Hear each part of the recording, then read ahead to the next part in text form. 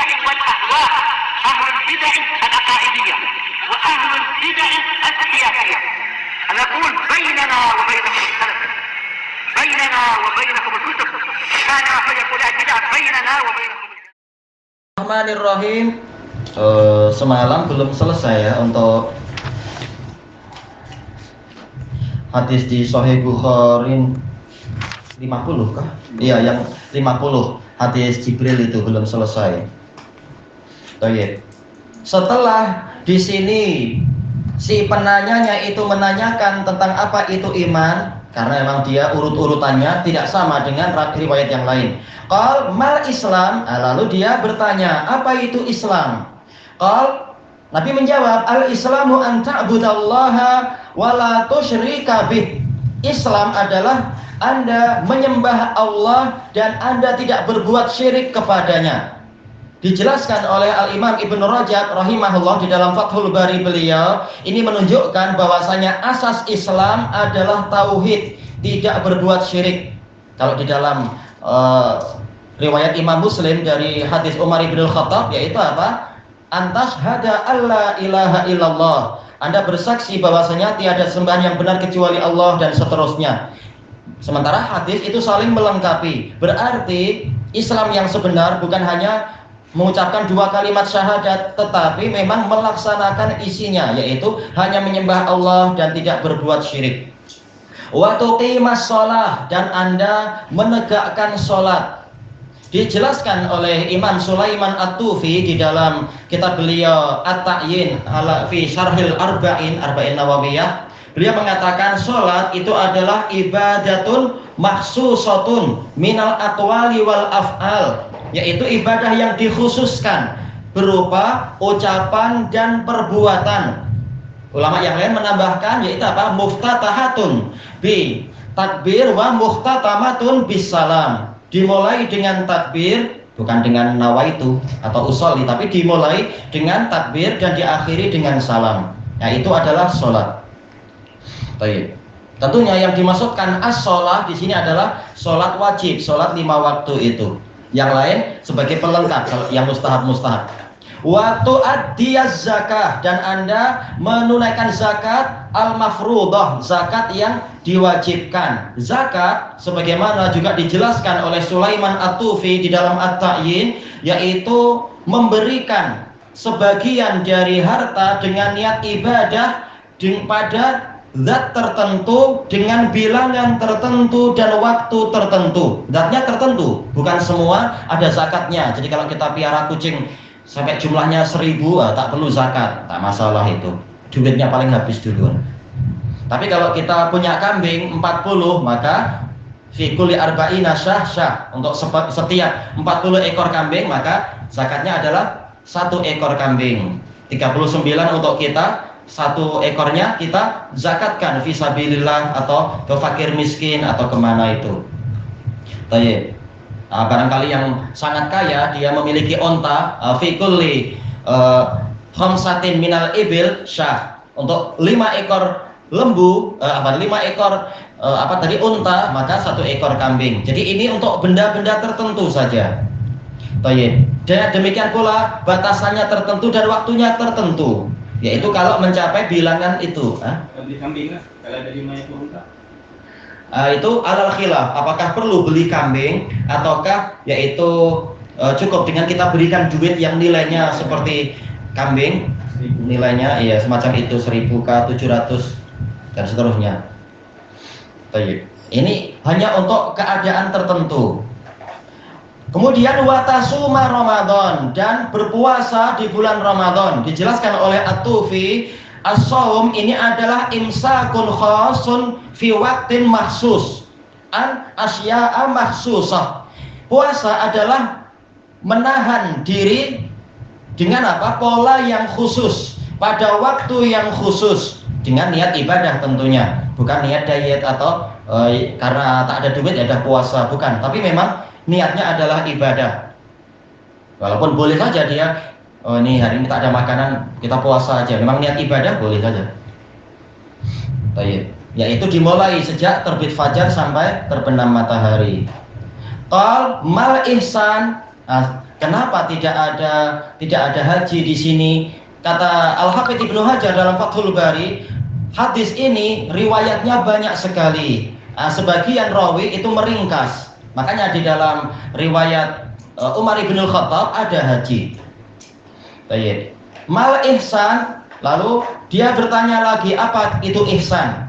Kalau di dalam riwayat yang lain, riwayat Umar bin Khattab dan juga hadis ini juga sebenarnya yaitu hadis Abi Hurairah radhiyallahu an, tetapi di dalam sanad yang lain mengatakan apa? Shadaqta, Anda benar. Nah, kemudian Umar mengatakan apa? Fa'ajibna lahu yas'aluhu wa yusaddiqu. Kami merasa heran kepada dia. Dia bertanya pada Nabi lalu membenarkannya. Ini menunjukkan dia bertanya bukan apa? Isti'lam, tetapi lil i'lam. Yaitu dia bertanya bukan karena meminta pengetahuan, tapi justru untuk mengajari. Sebagaimana akhir hadis itu nanti disebutkan oleh Nabi Shallallahu Alaihi Wasallam. Baik.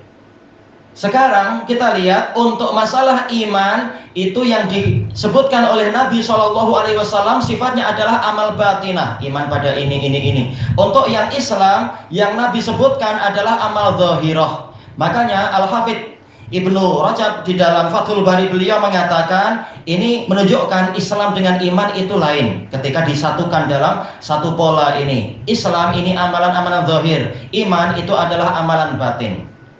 Kemudian dia tanya lagi, apa itu ihsan? Qal an ta'budallaha ka'annaka tarah.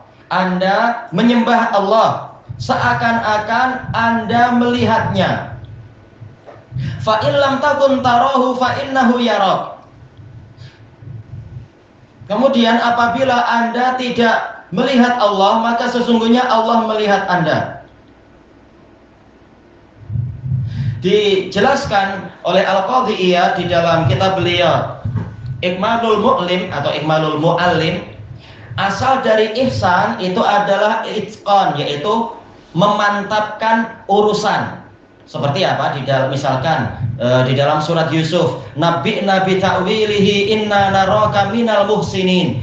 Kabarkan kepada kami tentang takwil mimpi itu. Sesungguhnya kami memandang Anda termasuk muhsinin. Maksudnya adalah mutqinina fi hadzal ilm. Ilmu Anda mantap dalam masalah ini. Anda pakar di dalam masalah takwil mimpi. Yaitu muhsinin maksudnya adalah orang yang memantapkan amalan di dalam cabang ilmu yang dia miliki dan sebagainya.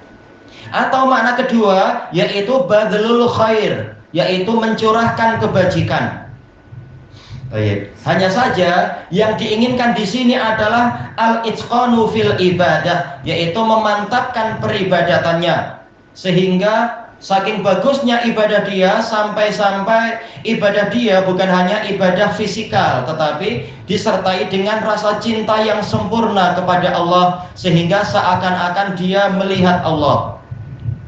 Apabila Anda tidak mencapai level itu, berarti apa? Yakinlah bahwasanya Allah melihat Anda, yaitu ibadahnya disertai dengan perasaan selalu diawasi oleh Allah, selalu dilihat oleh Allah. Nah, ini ibadah yang disertai dengan rasa takut, selalu merasa dilihat oleh Allah Ta'ala. Baik, di dalam syarah hadis ini Al-Hafidz Ibnu Hajar mengatakan bahwasanya para ulama bersepakat bahwasanya orang yang bukan nabi tidak ada yang mampu melihat Allah di alam dunia ini dengan mata kepala mereka. Dan dalilnya ma'ruf di dalam riwayat Imam Muslim, beliau sebutkan dalilnya itu setelah menyebutkan tentang Dajjal, lalu Rasulullah SAW menyebutkan apa?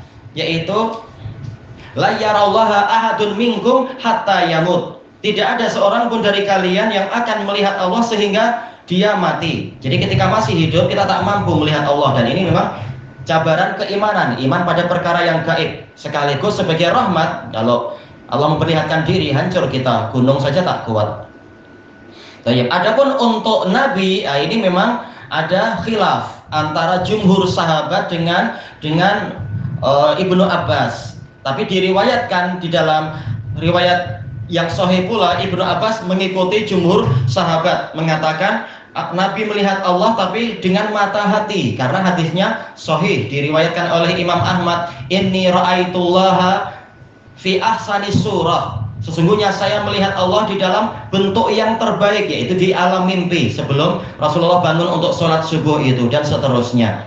Tetapi untuk beliau dalam keadaan terjaga, beliau tak pernah melihat, sebagaimana diriwayatkan oleh Imam Muslim dari Abi Dzar radhiyallahu an. Beliau tanya pada Nabi Muhammad SAW, "Hal ra'aita rabbaka lailatal mi'raj?" Wahai Rasulullah, apakah Anda melihat Rabb Anda di malam Mi'raj itu? Rasulullah mengatakan, "Naron anna arah, nuran anna arah." Saya cuma melihat cahaya, bagaimana mungkin saya melihat Allah? Dalam riwayat yang lain, "Naron ra'aituha." Saya hanya melihat api. Maksudnya adalah hanya melihat hijab saja, hijab yang menutup wajah Allah Ta'ala. Jadi tak mampu melihat. Sebagaimana juga diriwayatkan oleh Imam Muslim dari Mas'ud ketika bertanya kepada Aisyah, apakah Rasulullah melihat Allah di malam Mi'raj itu? Lalu Aisyah mengatakan, saya adalah orang pertama di umat Muhammad SAW yang tanya pada Nabi tentang peristiwa itu. Apakah Anda melihat Allah? Rasulullah mengatakan, tidak, saya cuma melihat hijab saja. Dan seterusnya. Demikian pula hadis Ibni Mas'ud dan yang lain-lain di dalam riwayat Imam Muslim. Jadi Nabi sendiri tidak melihat Allah Ta'ala. Beliau terhalangi dengan hijab. Baik. Kemudian Al-Hafidz Ibnu Hajar rahimahullah menyebutkan ada sebagian orang sufi yang lancang menjadikan hadis ini sebagai dalil bahwasanya kita akan mampu melihat Allah apabila kita mencapai level fana, katanya. Lalu beliau membantah dari sisi mana, yaitu di orang sufi ini memesongkan hadis. Biasa namanya ahlul bidah, itu memesongkan hadis. Lafaz yang mana? Ini kata Al-Hafidz, orang sufi itu mengatakan anta budallaha ka'annaka tarah. Di sini nggak masalah. Fa illam takun tarahu fa innahu yarak. Jelas hadisnya, apabila Anda tidak melihat Allah, maka sesungguhnya Allah melihat Anda. Dia mengatakan sebenarnya hadisnya bukan begitu cara memahaminya. Lalu bagaimana? Nah, dia bilang, kata si sufi ini, fa'il lam takun, nah berhenti di sini. Yaitu apabila engkau sudah tidak ada, fa'il lam takun, engkau tidak ada, fa'innaka yarah, fa'innaka taroh, maka Anda akan mampu. Yaitu apa? Fa'il lam takun taroh. Apabila Anda sudah tidak ada, maka Anda akan mampu melihat Allah. Jadi kata dia, yang ditiadakannya adalah kaun, yaitu takun Anda. Apabila Anda memang sudah lenyap, yaitu Anda sudah fana, yaitu bersatu dengan alam semesta, bahkan bersatu dengan Allah, taroh, Anda pasti akan melihat Allah. Kata Al-Hafidz, berarti orang ini jahil. Si sufi ini jahil terhadap ilmu lughah. Kenapa? Seandainya jawab dari syarat itu adalah taroh, maka dia wajib majzum, berarti alifnya wajib hilang. Fa'il lam takun taroh. Dan kalau demikian berarti fa'innahu yarab, ini mulgha. Tak ada gunanya Nabi mengatakan itu. Dan ini tentunya keliru besar. Kenapa? Fa'innahu yarab, justru inilah sebagai jawab dari insyartiyah. Maka orang tadi menakwilkan dalil dalam keadaan tak paham bahasa, kata Al-Hafidz. Dan dari sisi yang lain, kata Al-Hafidz, bantahan kita ini dikuatkan oleh riwayat yang lain. Lalu beliau menyebutkan riwayat Nasa'i, sanadnya sahih juga, dan juga riwayat Imam Ahmad, sanadnya sahih, yaitu nafinya bukan pada kaun, tapi nafinya pada ru'yah. Yaitu apa? Fa'il lam tarahu fa'innahu yarab. Jadi takunnya hilang. Apabila engkau tidak melihat Allah, itu terang-terangan, tak ada takun. Fa'il lam tarahu. Dalam riwayat yang lain, fa'il la tarahu. Jadi yang ditiadakan adalah ru'yah. Seperti dalam hadis ini, jelas. Fa'il lam takun tarah, yang ditiadakan adalah ru'yah, bukan kaun. Tapi ini takwilnya orang sufi memang. Takwil yang menunjukkan tak paham bahasa. Tayyib, kemudian, qal mata sa'ah. Lalu dia bertanya lagi, bila datangnya hari kiamat? Qal mal mas'ulu anha bi'a'lama minas sa'il. Orang yang ditanya tidak lebih tahu daripada orang yang bertanya. Ini menunjukkan, kata Al-Hafidz Ibnu Hajar, kesamaan seluruh makhluk di dalam masalah penentuan hari kiamat. Jelas kita tahu hari kiamat sudah dekat, dalilnya ma'ruf. Dan kita tahu hari kiamat itu berlakunya di hari Jumat. Tetapi Jumat yang mana? Itu yang hanya Allah yang tahu. Baik. ila rabbika muntahaha. Hanya kepada Rabbmu lah ujung dari pengetahuan tentang hari kiamat itu. Baik. Dan disebutkan oleh Al-Qadhi Iyad di dalam kitab beliau I'lamul Muallim, beliau mengatakan dari hadis ini kita mendapatkan faedah hendaknya orang alim atau seorang mufti apabila ditanya tentang sesuatu yang dia tidak tahu ilmunya, dia tidak malu mengatakan Allahu a'lam atau la adri atau yang seperti itu. Tidak perlu memaksakan diri dan tidak perlu justru malah marah kepada si penanyanya atau lempang saja. Tak tahu bilang saya tak tahu dan seterusnya. Dan ini dibahas panjang lebar oleh para ulama di dalam kitab Mustalah tentang adab-adab seorang muhaddis dan muallim. Kemudian wasaukhbiruka an asyratiha, dan saya akan mengabarkan kepadamu tentang tanda-tandanya. Kalau di dalam riwayat Imam Muslim dari hadis Umar, malaikat Jibril yang bertanya yaitu apa? Fa'akhbirni an asyratiha, kabarkan kepada saya tentang tanda-tandanya. Jadi sebenarnya Jibril tanya kepada Nabi tentang tanda atau Nabi yang menawari baru kemudian Jibril meminta. Kata Al-Hafidh kalau sanadnya dikumpulkan, riwayat dikumpulkan yang sahih-sahih, intinya Nabi yang menawarkan duluan. Saya tidak tahu tentang waktu hari kiamat, tetapi kalau engkau mau, sebagaimana riwayat yang lain, in syi'ta, apabila engkau mau, sa'ukhbiruka an asyratiha, saya akan kabarkan kepadamu tentang tanda-tandanya. Nah, baru kemudian Jibril mengatakan akhbirni an asyratiha, lafadznya fa'akhbirni, maka kabarilah saya tentang tandanya. Menunjukkan Jibril mengucapkan itu setelah ditawari oleh Nabi. Dan ini menunjukkan segala sesuatu itu ada alamat yang dengan itu diketahui dia itu adalah benar. Di antaranya adalah hari kiamat. Sudah banyak tanda-tandanya. Allah Ta'ala telah berfirman, faqad jaa'a asyratuha, telah datang tanda-tandanya itu. Berarti kiamat memang dia pasti adanya. Asyrat yaitu alamat ma'ruf dan amarat. Yang pertama, idza waladatil amatu rabbaha, apabila hamba sahaya yang perempuan melahirkan tuannya. Ada banyak penafsiran dan rata-rata para pensyarah menyebutkan penafsiran-penafsiran tadi. Ada yang mengatakan ini adalah rusaknya ilmu alam semesta, sehingga anak tidak lagi tahu bagaimana cara beradab kepada orang tua. Seakan-akan orang tua melahirkan tuannya, karena justru anak yang menyuruh-nyuruh orang tuanya, durhaka pada orang tua dan seterusnya. Karena dalam dalil yang lain hadis Abi Hurairah, Rasulullah SAW mengatakan di antara tanda hari kiamat adalah ayyurfa'al ilm wa yadharul jahl. Ilmu itu dihilangkan dan kejahilan yang mendominasi. Yang lain mengatakan maknanya adalah akan banyak peperangan dan akan banyak kemenangan, sehingga kaum muslimin mendapatkan hamba sahaya. Lalu yang namanya hamba boleh digauli. Ketika anak itu lahir, anak dinisbatkan kepada tuan dari wanita itu. Berarti apa? Anak ini merdeka, maka wanita itu seakan-akan melahirkan tuannya. Dan ada beberapa penafsiran yang lain. Yang kedua, wa idza tatawala ru'atul ibilil buhm, apabila para penggembala unta yang buhm, yang berkulit hitam, yang lain mengatakan buhm yaitu majhul, tidak dikenal, tatawala fil bunyan, berlomba-lomba meninggikan bangunan. Dijelaskan oleh Al-Hafidh Ibnu Hajar dalam Fathul Bari bahwasanya masalah unta ini bukan sebagai batas minimalnya, karena di dalam riwayat Imam Muslim hadis Umar ma'ruf yaitu apa? Yaitu tatawala ru'atu asya. Wa antaral khufatal uratal alata ru'a asya'i yatatawaluna fil bunyan. Engkau melihat khufah, orang yang tidak memakai alas kaki, urah, tidak memakai pakaian, alah yaitu fakir, miskin, ru'al asyah yaitu penggembala kambing, yatatawaluna fil bunyan, berlomba-lomba meninggikan bangunan. Ini menunjukkan tradisi dunia itu sudah semakin rusak menjelang hancurnya alam semesta ini. Tradisinya justru orang kaya lah yang biasanya berlomba-lomba. Tapi saking banyaknya kekayaan menjelang hari kiamat, dalam waktu yang sangat singkat, justru para penggembala kambing berlomba-lomba meninggikan bangunan.